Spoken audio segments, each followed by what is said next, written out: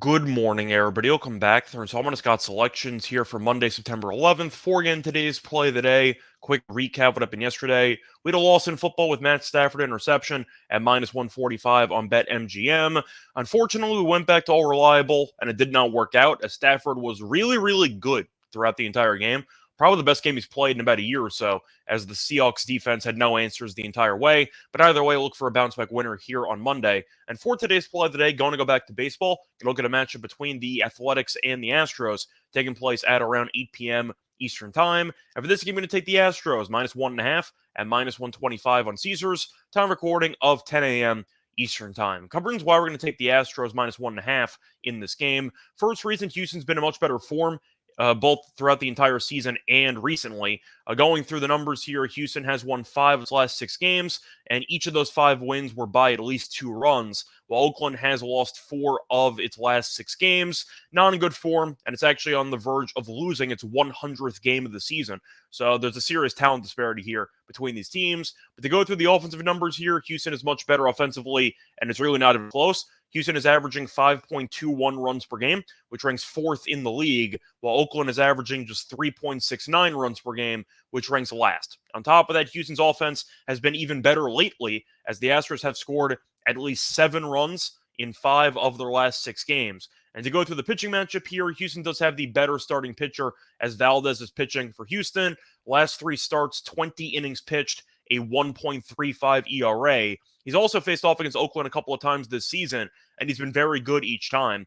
Valdez has made 3 starts against the Athletics, 20 innings pitched, a 2.25 ERA. Point is, Valdez has been in very good form lately, and he's been very good against Oakland. So I do think that the Athletics should struggle to get much across in this entire game. Not to mention the fact that Houston's bullpen is much better than the Athletics if the starters end up canceling out. But you have Miller pitching for Oakland, who's a relative unknown, been pretty good in a small sample size, but his home numbers are a lot better than his road numbers, which makes me think that he might be in line for some regression here on Monday. But so far this season on the road, 10 innings pitched, once again a small sample size, but 10 innings pitched, a 5.4 ERA, and now he's facing off against one of the best lineups in the league in Houston.